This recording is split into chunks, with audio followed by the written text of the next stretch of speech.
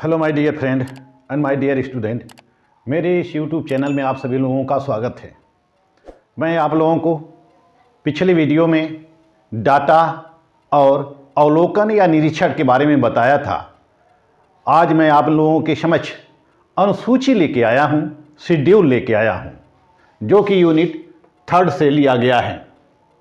अनुसूची, जैसा कि हम सामाजिक अनुसंधान में बहुत सी डिवाइस का प्रयोग करते हैं, यानी कि युक्तियों का प्रयोग करते हैं या इंस्ट्रूमेंट, जिसको हम उपकरण कर सकते हैं, कि हम जब अनुसंधान करने जाते हैं, रिसर्च करने जाते हैं, शोध कार्य करने जाते हैं, तो हम विभिन्न पद्धतियों का सहारा लेते हैं, विभिन्न मेथड का सहारा लेते हैं, विभिन्न उपकरण का सहारा लेते हैं, विभिन्न तकनीकों का सहारा लेते हैं। उन विभिन्न पद्धतियाँ, उपकरण, तकनीकियों का सहारा लेकर ही हम अपना अनुसंधान कार्य पूरा करते हैं।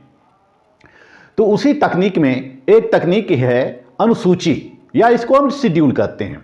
यह अनुसूची जो होती है, सामाजिक अनुसंधान की समस्या से संबंधित विभिन्न प्रकार के आंकड़े एकत्र करने के लिए एक युक्ति है या एक उपकरण होता है।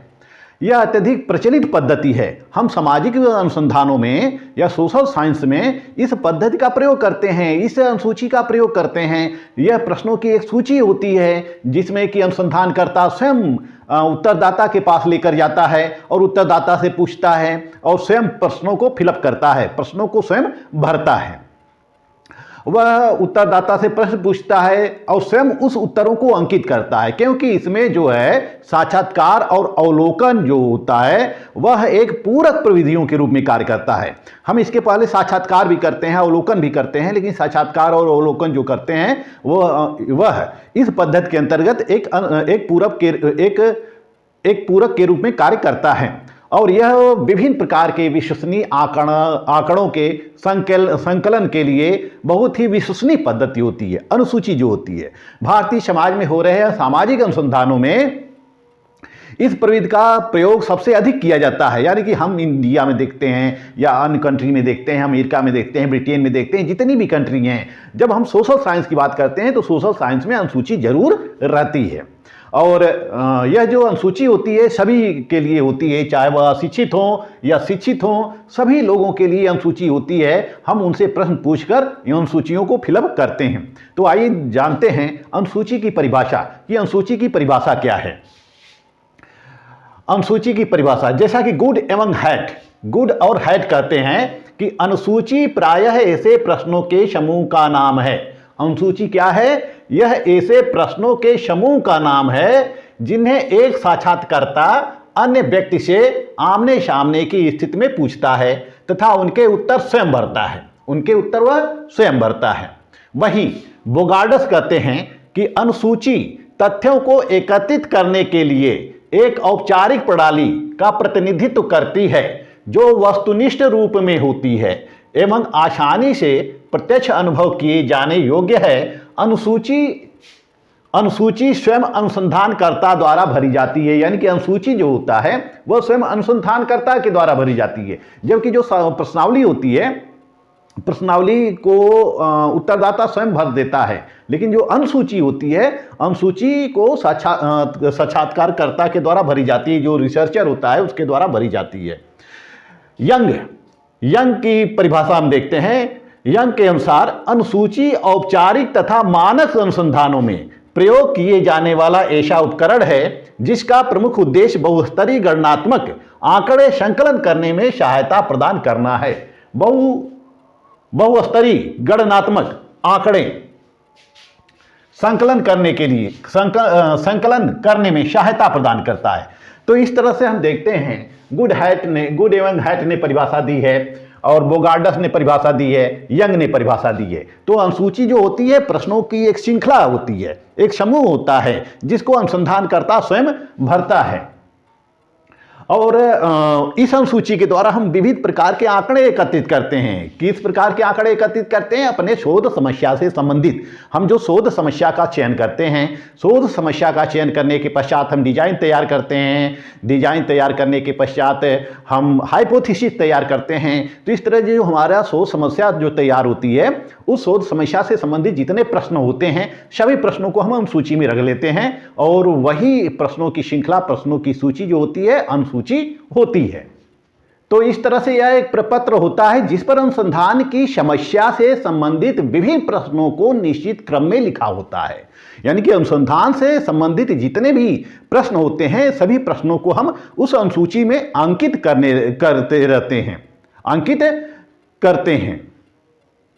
इसमें जो शोधकर्ता होता है वह सूचनादाता के पास जाता है, यानी कि रिस्पॉन्डेंट के पास जाता है, और रिस्पॉन्डेंट से उत्तर पूछता है, रिस्पॉन्डेंट से उत्तर पूछता है और रिसर्चर के द्वारा इसको भरा जाता है। रिस्पॉन्डेंट नहीं भरता है, इसको कौन भरता है? रिसर्चर भरते हैं।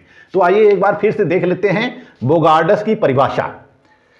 अनुसूची तथ्यों को एकत्रित करने के लिए हम तथ्य एकत्रित करते हैं। भाई जो हम शोध करते हैं, जो रिसर्च करते हैं, तो रिसर्च करने के लिए हमें डाटा चाहिए कि नहीं? हमें जब तक डेटा हमारे पास नहीं होगा तब तक हम रिसर्च, तब तक हम एनालिसिस तो करेंगे नहीं।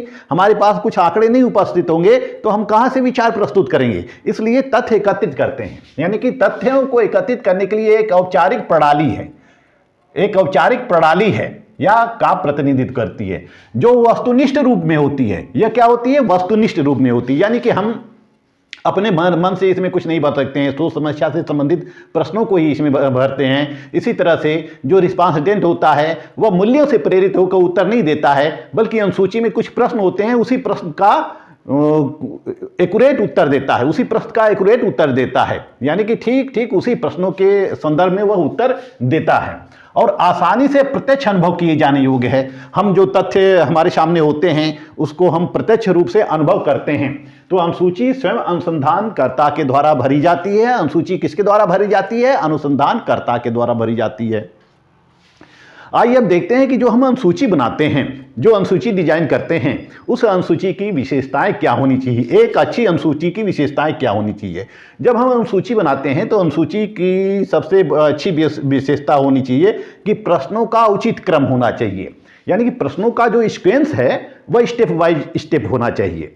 जैसे कि ऐसा नहीं है कि किसी तथ्य से संबंधित हम प्रश्न पूछते हैं तो प्रश्नों को ऊपर नीचे लिख दें या उल्टा पुल्टा लिख दें या इधर उधर लिख दें, बल्कि क्रम से, यानी कि ABCD, जैसे जिस तरह से ABCD का क्रम होता है उसी तरह से धीरे धीरे प्रश्न, यानी कि सबसे पहले क्या होता है? सरल प्रश्न होना चाहिए, फिर सरल प्रश्न के बाद जटिल प्रश्न होना चाहिए। यानी कि प्रश्नों का सीक्वेंस जो होता है वह इस उचित क्रम में होना चाहिए। सरल एवं स्पष्ट प्रश्न होने चाहिए। जो अनुसूची में प्रश्न होने चाहिए वो सरल होना चाहिए ताकि उत्तरदाता उसको आसानी से समझ ले। स्पष्ट होना चाहिए, यानी कि वह समझने योग्य हो, ताकि हम क्वेश्चन करते हैं और उत्तरदाता उस प्रश्न को समझ लेते हैं, उसको समझने में कोई कठिनाई नहीं होती है। सीमित आकार, प्रश्न बहुत बड़ा नहीं होना चाहिए बल्कि छोटा होना चाहिए। प्रश्नों का आकार क्या होना चाहिए? वह छोटा होना चाहिए, बहुत बड़ा नहीं होना चाहिए। इतना बड़ा नहीं होना चाहिए कि जो उत्तरदाता है वह प्रश्न पूछने से ही घबरा जाए। प्रश्न छोटे होने चाहिए, आकार में प्रश्न छोटे होने चाहिए, सीमित होने चाहिए, ताकि उत्तरदाता को आसानी से समझ में आ जाए और उसका उत्तर दे दे। सही संदेश वाहन, यानी कि प्रश्नों का उद्देश्य जो होना चाहिए सही संदेश, हम सही संदेश वाहन होना चाहिए। हम सही प्रश्न पूछें, गलत प्रश्न न पूछें, उसको भ्रम में डालने वाले प्रश्न न पूछें। हम आसान, सरल, स्पष्ट और सूचना, मतलब प्रश्न ऐसे पूछें कि जैसे उसको लगे कि सूचना हमें कोई मिल रही, इस प्रश्नों से सूचना मिल रही है और उस सूचना को प्राप्त करने के पश्चात वह अपना विचार प्रस्तुत कर सके। सही प्रत्युत्तर, प्रश्न ऐसे होने चाहिए कि हम जब प्रश्न पूछते हैं, यानी कि आमने सामने बैठकर जब हम प्रश्न पूछते हैं तो प्रश्नों का सही प्रत्युत्तर प्रस्तुत हो सके, यानी कि सही प्रत्युत्तर हमें मिल सके। क्रॉस प्रश्नों की व्यवस्था, एक अनुसूची की विशेषता है कि क्रॉस प्रश्नों की व्यवस्था होनी चाहिए। एक अनुसूची की विशेषता होती है कि क्रॉस प्रश्न होने चाहिए। यानी कि प्रश्न केवल सरल से जटिल की तरफ नहीं जाने चाहिए, बल्कि कुछ क्रॉस क्वेश्चन भी किए जाने चाहिए। तो क्रॉस क्वेश्चन जब तक हम नहीं करेंगे तब तक उसके व्यू के वो जान नहीं सकते हैं, उसके मानसिकता को भाप नहीं सकते हैं। तो क्रॉस क्वेश्चन की भी व्यवस्था इस अनुसूची में होनी चाहिए, अनुसूची में होनी चाहिए। इस परिभाषा का आप लोग स्क्रीनशॉट ले सकते हैं।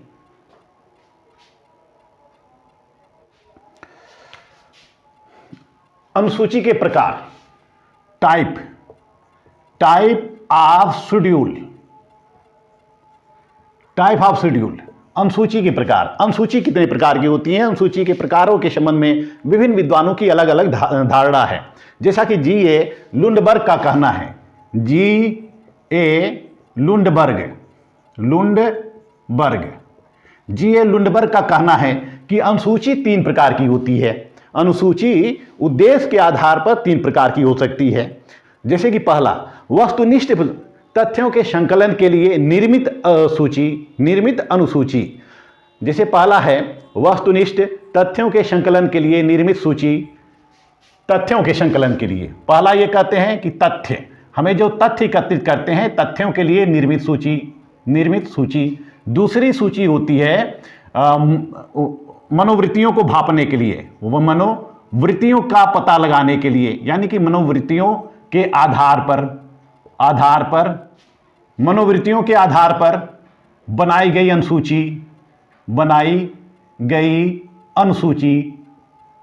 अनुसूची। और ये तीसरा जो क्लासिफिकेशन करते हैं वह कहते हैं कि सामाजिक संगठन एवं समस्याओं की स्थिति एवं कार्यों का पता लगाने के लिए अनुसूची, यानी कि संस्थात्मक अनुसूची जो हम संस्थाओं में प्रयोग करते हैं, संस्थात्मक अनुसूची। तो जी.ए. लुंडबर्ग ने ये 3 प्रकार के अनुसूचियों का वर्गीकरण किया है। वहीं पी.बी. यंग 4 प्रकार के बताते हैं। पी.बी. यंग ने 4 प्रकार का बताया है कि अनुसूची 4 प्रकार की होती है। पहला है इसमें अवलोकन सूची, और दूसरा है मूल्यांकन सूची, तीसरा है संस्था सर्वेक्षण सूची, चौथा है प्रलेख अनुसूची। तो हम सभी अनुसूचियों के प्रकारों को यहाँ पर सामान्य प्रकारों के रूप में हमने वर्णन किया है। अनुसूची के प्रकार कितने होते हैं? 5 प्रकार की अनुसूचियाँ होती हैं। अवलोकन अनुसूची, मूल्यांकन अनुसूची, संस्था सर्वेक्षण अनुसूची, साक्षात्कार अनुसूची और प्रलेख अनुसूची। हम आते हैं अवलोकन सूची पर। अवलोकन सूची क्या होती है? अवलोकन सूची के अंतर्गत हम किसी समस्या से समस्या की प्रकृति, घटना, विशेष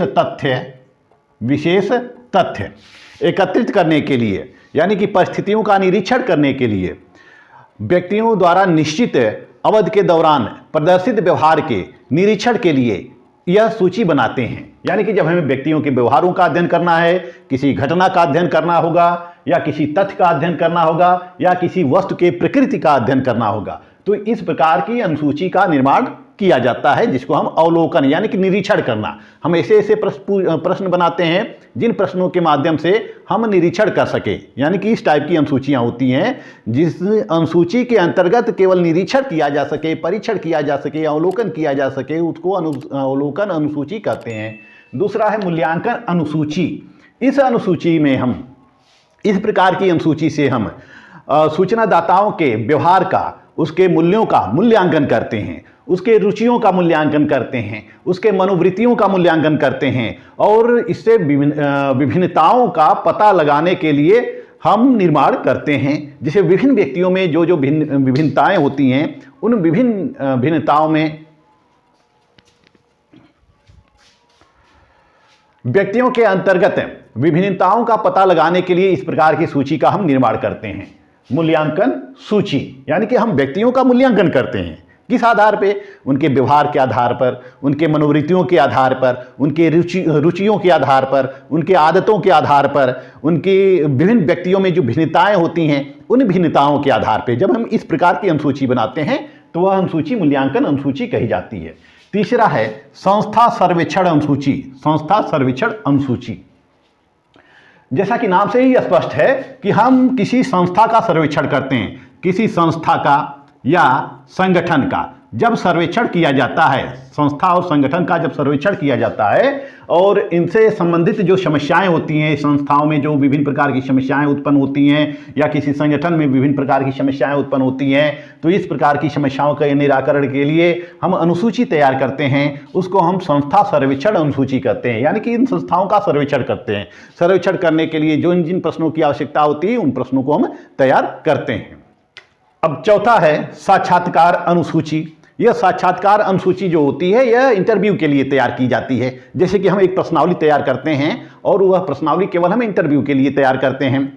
इसमें इस पद्धति में साक्षात्कार अनुसूची के अंतर्गत आमने सामने बैठकर प्रश्न पूछा जाता है, यानी कि जो शोधकर्ता होता है और रिस्पॉन्डेंट होता है, उत्तरदाता होता है, वह आमने सामने बैठे होते हैं। आमने सामने बैठकर इस प्रकार के प्रश्न पूछते हैं, उसको हम साक्षात्कार अनुसूची कहते हैं। पांचवा है प्रलेख अनुसूची। यह प्रलेख अनुसूची जो होती है यह विभिन्न प्रकार की सूचनाओं को एकत्रित करने के लिए इसका प्रयोग किया जाता है। वह सूचनाएं कहाँ से मिलती हैं? हमें किताब से मिलती हैं, शोध ग्रंथों से मिलती हैं, समाचार पत्रों से मिलती हैं, प्रकाशित ग्रंथों से मिलती हैं, जीवन गाथाओं से मिलती हैं। यानी कि विभिन्न ग्रंथों से, विभिन्न पुस्तकों से, समाचार पत्रों से, पत्र और पत्रिकाओं से, जीवन गाथाओं से जो सूचनाएं प्राप्त होती हैं, हम उनसे अगर सूचनाएं प्राप्त करने के लिए किसी प्रश्न का निर्माण करते हैं, अनुसूची का निर्माण करते हैं, तो वह प्रलेख अनुसूची। प्रलेख यानी कि लेख का मतलब लेख, प्र का मतलब पूर्व, जो पहले से लिखा गया हो, जो पहले से ही लिखा गया हो। जैसे कि किताब पहले से लिखी गई होती है, शोध ग्रंथ पहले से लिखा गया होता है, जीवन गाथाएं पहले से लिखी जाती हैं, और इसी तरह से विभिन्न पत्र पत्रिकाएं होती हैं, समाचार पत्र होते हैं। उनके आधार पर हम जब सूची का निर्माण करते हैं, अनुसूची का निर्माण करते हैं, तो वह प्रलेख अनुसूची कहा जाता है। अब हम देखते हैं कि अनुसूची निर्माण की प्रक्रिया क्या है, अनुसूची कैसे बनती है, हम कैसे बनाते हैं। आइए देखते हैं कि अनुसूची को हम कैसे बनाते हैं। अनुसूची निर्माण की प्रक्रिया कौन कौन सी होती है। तो सबसे पहले हमें समस्या का ज्ञान होना चाहिए। समस्या का ज्ञान होना चाहिए, शोध समस्या का ज्ञान होना चाहिए सबसे पहले। जब हमें शोध समस्या का ज्ञान हो जाएगा, यानी कि समस्या का चयन कर लेंगे, तो उस समस्या के हिसाब से, यानी कि समस्या के आधार पर हम प्रश्नों का निर्माण करते हैं। प्रश्नों का निर्माण करते हैं उस समस्या से संबंधित, जैसे कि राजनीति के अंतर्गत जाति की क्या भूमिका है। जाति की भूमिका, राजनीति के अंतर्गत जाति की भूमिका को हम ले लेते हैं, तो ये समस्या उत्पन्न हमारे सामने होती है कि जाति की क्या भूमिका है। इस आधार पर हमें समस्या का ज्ञान होता है, फिर इससे संबंधित हम प्रश्नों का निर्माण करते हैं। जो दूसरा चरण होता है, यानी कि तीसरा चरण, ये पहला चरण है और यह दूसरा चरण है। तीसरा चरण, जो तीसरा चरण होता है, वह जब हम प्रश्न बनाते हैं तो प्रश्नों की भाषा और क्रम का ध्यान रखते हैं। भाषा व क्रम का ध्यान रखते हैं, यानी कि प्रश्न को किस क्रम में रखा जाना चाहिए, भाषा कैसी होनी चाहिए। प्रायः भाषा आसान होना चाहिए, सरल होना चाहिए, स्पष्ट होना चाहिए। जब हम प्रश्न बना लेते हैं तो प्रश्नों की वैधता की जांच करते हैं। वैधता की जांच करते हैं, यानी कि वैधता की जांच का मतलब कि क्या यह प्रश्न पूछे जाने योग्य हैं, क्या यह प्रश्न पूछे जाने योग्य है। हम इस प्रकार का प्रश्न निर्माण कर सकते हैं कि हम उसको पूछ सकते हैं।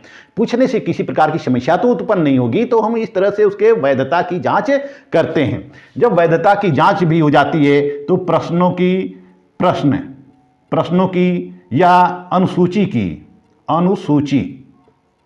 प्रश्नों की जो अनुसूचियां होती हैं उसके आकार के बारे में डिसाइड करते हैं, या उसके आकृति, जिसको हम कहते हैं बाह्य आकृति के बारे में डिसाइड करते हैं। यानी कि प्रश्नों का आकार क्या होना चाहिए, जो पेज होना चाहिए, जिस पेज पर हम प्रश्नों की छपाई करते हैं वह कागज़ कैसा होना चाहिए। कागज़ का आकार, हम बहुत बड़ा कागज़ तो नहीं ले नहीं सकते, ये 6 साइज का और बहुत बड़ा A4 से बड़ा हम कागज़ नहीं ले सकते हैं। प्रायः A4 का ही इस्तेमाल किया जाता है। तो उसमें हम देखते हैं कि प्रश्न का निर्माण जब करते हैं तो प्रश्नों के दोनों तरफ हाशिया हम लिखते हैं। ये दोनों तरफ हाशिया छोड़ते हैं, दोनों तरफ क्या छोड़ते हैं, हाशिया छोड़ते हैं, बीच में प्रश्न लिखते हैं। तो इस तरह से प्रश्नों के बीच बीच में स्थान भी छोड़ते हैं, और छपाई, विभिन्न चित्रों का भी प्रयोग करते हैं। तो इस तरह से जो प्रश्न की आकार होना चाहिए वह एक आकर्षक होना चाहिए, कि प्रश्न पुस्तिका किसी व्यक्ति के हाथ में पकड़ा दी जाए तो वह उसको अच्छा लगे, यानी कि उसको आकर्षित कर ले। तो इस तरह से प्रश्नों का आकार होना चाहिए। तो इस तरह से हम अनुसूची का निर्माण करते हैं। अब देखते हैं कि अनुसूची की अंतर्वस्तु। अनुसूची की अंतर्वस्तु। अंतर्वस्तु का मतलब क्या होता है कि अनुसूची किस प्रकार का होना चाहिए, यानी कि उसके अंदर क्या क्या होना चाहिए। जैसा कि उसमें अंतर्वस्तु में पहला है प्रारंभिक भाग। प्रारंभिक भाग के अंतर्गत हम क्या लिखते हैं? प्रारंभिक भाग के अंतर्गत हम समस्या से संबंधित परिचय लिखते हैं। समस्या से संबंधित परिचय लिखते हैं। प्रारंभिक भाग के बाद क्या होता है? हैंडबुक होती है, जिसको हम हैंडबुक यानी कि प्रश्न पुस्तिका जिसको हम कहते हैं, प्रश्न पुस्तिका होती है। उसके बाद निर्देश होता है, साक्षात्कार के लिए सामान्य निर्देश की व्यवस्था होती है। ये 3 प्रकार की अंतर्वस्तु किसी भी अनुसूची में होनी चाहिए। अनुसूची में प्रश्न कैसे पूछने चाहिए? अनुसूची में किस प्रकार के प्रश्न होने चाहिए? अनुसूची में पहला होना चाहिए खुला प्रश्न या अप्रतिबंधित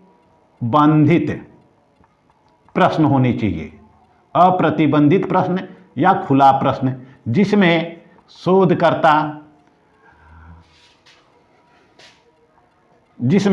शोधकर्ता उत्तरदाता से प्रश्न पूछता है तो उत्तरदाता कुछ भी विचार देता है। यानी कि हमारे सामने संरचित प्रश्न नहीं होता है कि उसी प्रश्न से संबंधित उत्तर देना होता है या विकल्पों में से छांटकर उत्तर देना होता है। वो खुला उत्तर दे सकता है, यानी कि खुला प्रश्न होना चाहिए जिसका उत्तर खुले रूप से दिया जा सके। दूसरा है प्रतिबंधित प्रश्न। प्रतिबंधित प्रश्न या इसको हम कहते हैं संरचित प्रश्न। संरचित, जिसके उत्तर विभिन्न विकल्पों में से छांटकर देना होता है, जिसका उत्तर विभिन्न विकल्पों में से छांटकर देना होता है।